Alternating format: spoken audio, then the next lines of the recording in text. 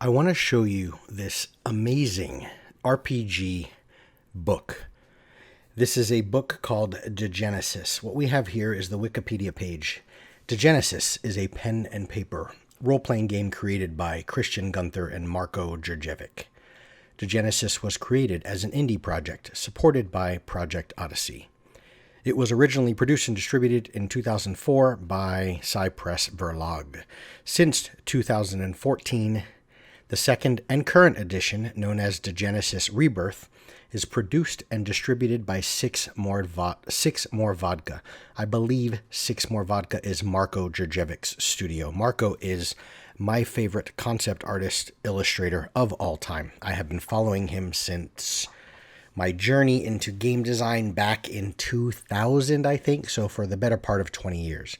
The reason why I can talk about this book, and why I will, is this sentence here. Since April 2020, all of its materials are available to download online for free. Just Google Degenesis and you'll find it, okay? Degenesis.com. This is a tabletop role-playing game. It's not Dungeons & Dragons, but I just want to talk more from a design point of view. I have always been fascinated with design on all levels, and the biggest thing for me is I'll oftentimes type in, what are the greatest books design-wise? Which books have the best layout? Which books have the most concise and elegant writing? Here, we're just talking about the details from a design aesthetic point of view. I'm not talking about the actual content, whether the game is a good game, whether the mechanics are solid, whether it's a game that I would play at my table. We're purely just talking about a work of art here, okay? And what I'm going to do is I'm going to pull up the PDF version of Degenesis, Primal Punk. As it said there, you are able to download all of the, and there's a lot, I don't know, something like a dozen Degenesis books, and one of them, I mean, this one alone clocks in at near 400 pages. I think in order to have Degenesis Rebirth, sort of that second edition, there's another one called Catharsis, and combined, they form a 700, 800 page book, which is kind of the main core rule book for the edition of the game. So, as I said, this is a tabletop role-playing game, but we're only going to talk about Design 101. It's the best. It's the best I've ever seen. And even outside of tabletop role-playing, it's probably the most gorgeous book I have ever seen, period. This is a tabletop role-playing book, yet I can put this on my coffee table. We have a beautiful, beautiful front cover just because there's so much good and high-level artwork within. Marko, as I said, he's the greatest. He's my favorite illustrator of all time. His company, Six More Vodka, works for Riot Games, and they're doing all the stuff for I believe, the League of Legends card game. So we're talking about some of the best artists in the world. And these are the guys that put forth the work that's in here. So having a very clean, pristine front cover of just white, black with that splash of red. The font style is just, it's perfect. It's elegant. So as we start to scroll through, you have the map for this role-playing world. Really cool. Again, it stands out aesthetically. It has a very sort of heart, organ, veiny sort of a feel to it, okay? This world is kind of, I don't know a lot about it. I've never played the game, but it has a very grungy, sort of post-apocalyptic, sci-fi-ish feel to it. So you're going to notice that in the aesthetic as we browse through. I'm not going to look through all 368 pages. I just want to talk about it a little bit.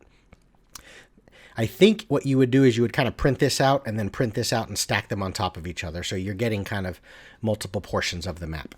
Just this little sort of splash page, but this is kind of an eye break, right? But now you're getting a little introduction of splatter in the corner and a color. And there it is again. And this is another page. The transition made it look like it kind of splashed on screen. That's not an animated page or anything. It's just how I scrolled on my mouse. But I just love this little bit of use of font. It's all capital letters, but yet you've got a sans serif here, and then you have a serif, but yet they're close enough. The eye can get drawn as once is enough, and that's what I see. But then you obviously have other stuff to read, but there's just some busyness going on, but not too much here, okay? Just a really cool quote. And there's just kind of following that aesthetic right here. Really well done. And there we have basically the front cover again, but now you're getting an introduction of the creators of this book, but in a different color, which is kind of keeping our eye. This is familiar from this page. We see the brown, this tan color, and the black, and then we see it again, and then we see it again, and reminded what we're looking at. There's some more sort of just symbols and graphics. Now you just have a beautiful layout page. You have a lot of text here, a lot of names. You don't want to interrupt the readability of these things because this is the important part, right? This is the sort of the credits of who's responsible for what. You don't want all these blurbs and splashes like this to where we don't even know who the artist is and so on.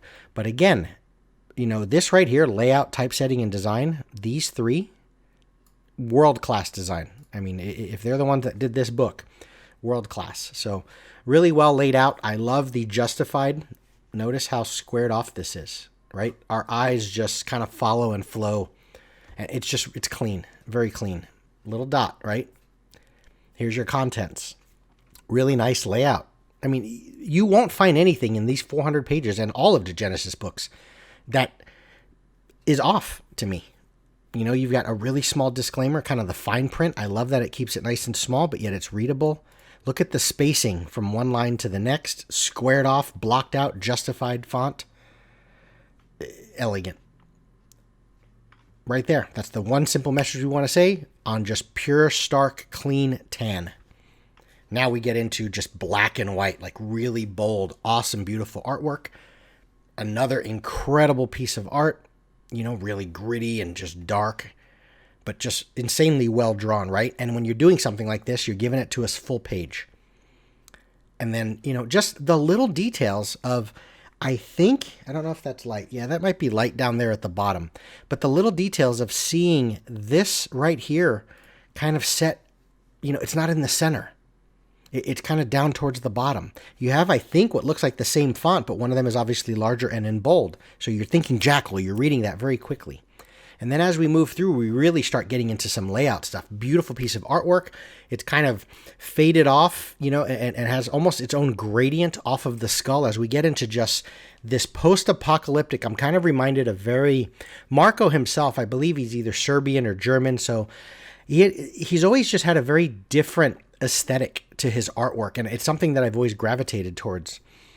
I love this kind of, it's rainy, trench coaty, you're kind of cyberpunkish, right? But it's not all the neon lights. It's just raining ash and just dirt and grime. And it just looks like that was all splattered on this page. There's some words here, but it's kind of just giving us more the aesthetic versus like really saying, you know, there's a lot to read. That's why you can kind of jumble it a little bit and have it kind of gritty and grimy, you know, almost like if you were looking at a graffitied wall of, can I make out all of the words? But it still just has this, my eye flows through the page beautifully, and the artwork is just incredible, and just these little flourishes of design along the outside. And here you go again. We're doing the same thing, but notice, because it's keeping a consistent font style, it's not using 9 different fonts. It's just changing the spacing between fonts, the justification or the way things are laid out, bold versus not bold, spacing between letters, between words, line breaks. It's really elegant. I mean, I can find out and figure out very quickly. I'm looking at Degenesis page 17 there. Okay. As we go through, we're getting little snippets of really good artwork. 8.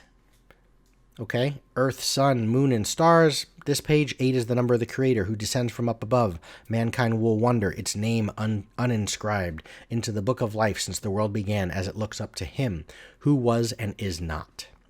Okay, really well done.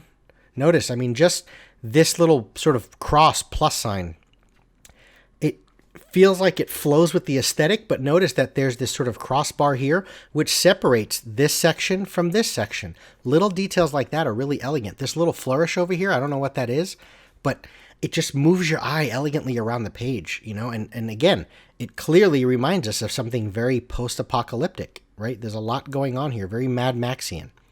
You've got these lines and they're just a little off kilter, but yet the text is oriented and justified appropriately. This almost looks like tread marks or tire marks or something.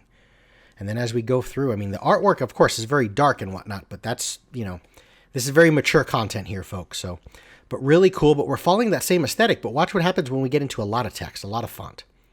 I love this. You know, you're seeing the number 12, but it's off the page a little bit, but that's an elegant thing that I've seen a lot in design, and it's very, very viable.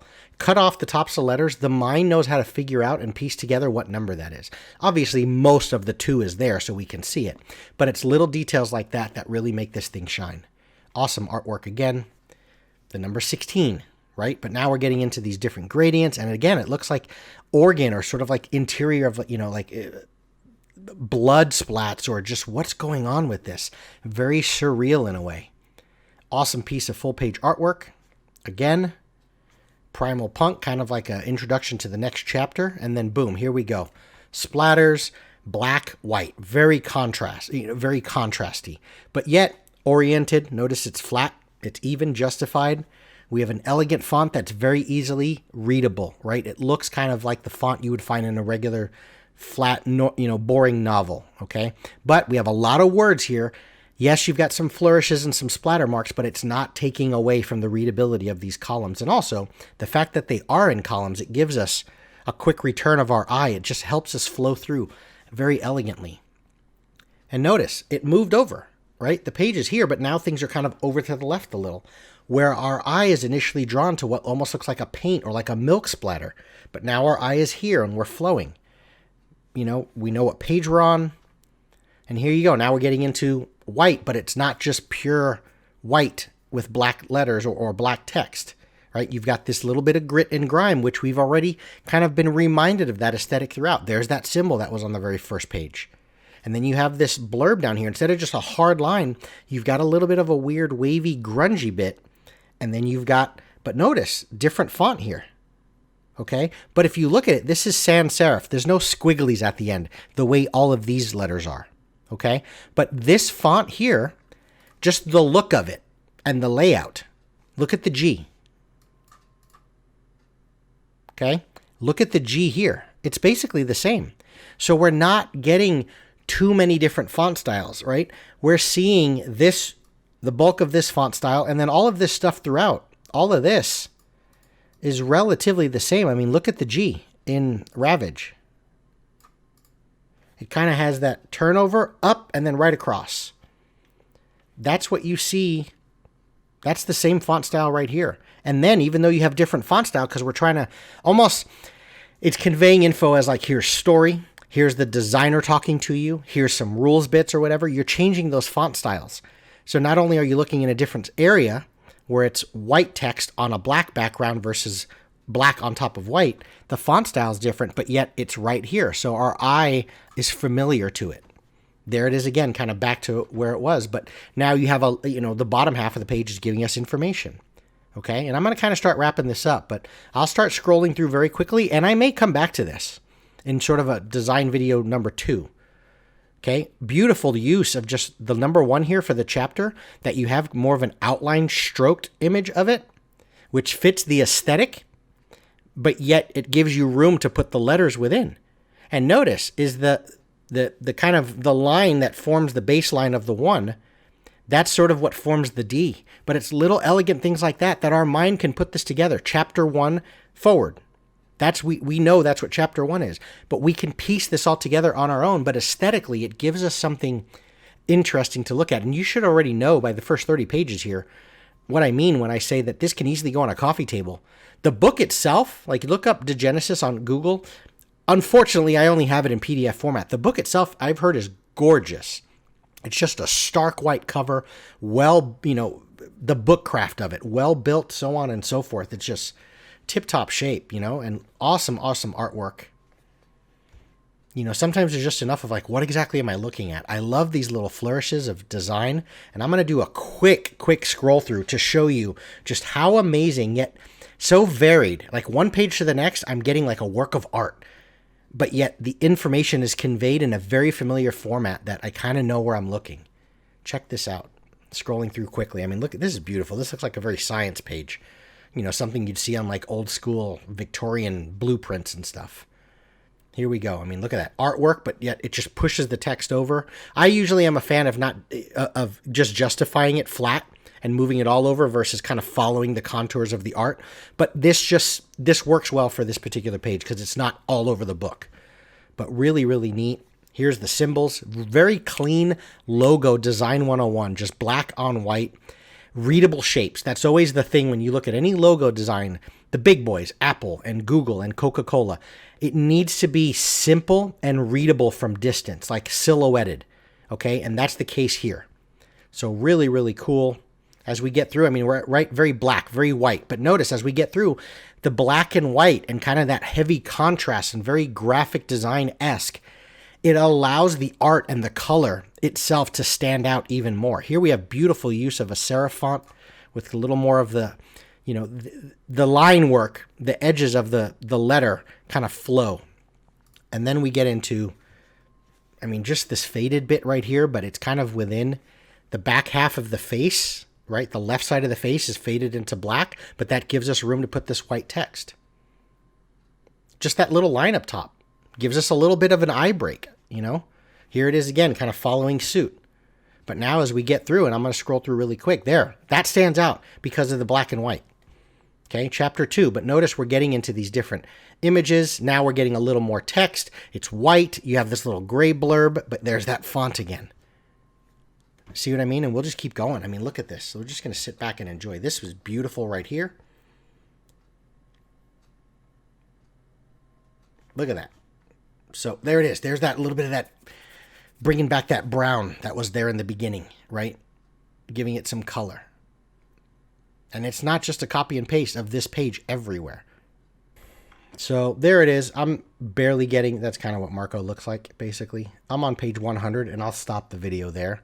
I just wanted to show you Design 101. I mean, if you can even come close to emulating something like this, you know, I understand that first and foremost, the design of your work needs to follow suit with the content, of course, right? This is a very post-apocalyptic, grungy, grimy style of game. It has that vibe and feel. The aesthetics look like it. But yet, when there's a lot of words, it still uses simple text. That's the number one rule in design.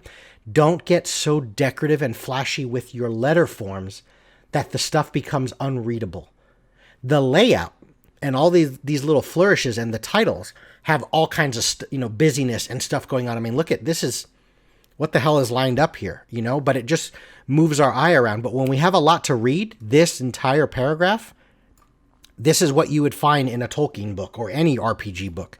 So it's just really well done. But, you know, this is kind of Design 101. And another reason why I'm showing this is I'm currently working through my own 5th edition tabletop setting, which I'm hoping to get done by the end of the year. And it will be released to all of you, not just YouTube subscribers, to everyone publicly for free, because I'm using some pretty high-end artwork, and I don't have rights to use it for commercial use. They all gave me permission. I've reached out and talked to every artist of this book that I'm making, and they all gave me permission to use it so long as I do it for non-commercial use.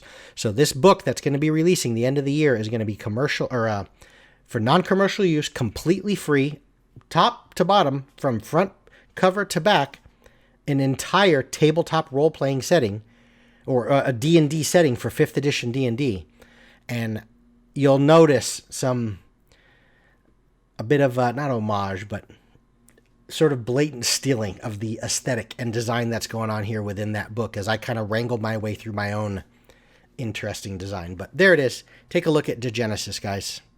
Maybe I'll be making another video, but until then, I'll see you all. That's my cue. I'll see you all soon.